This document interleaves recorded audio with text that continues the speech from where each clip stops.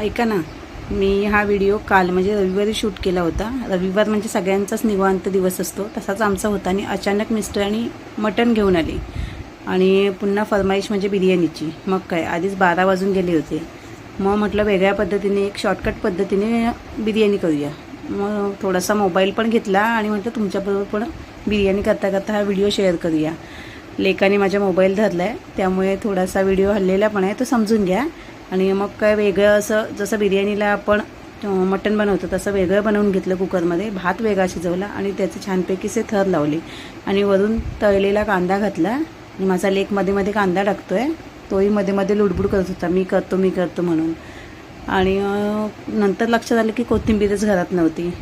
पण ठीक आहे, मग वरून टॉमॅटोचे काप लावले छानपैकी, कारण बिर्याणी तर खायचीच होती.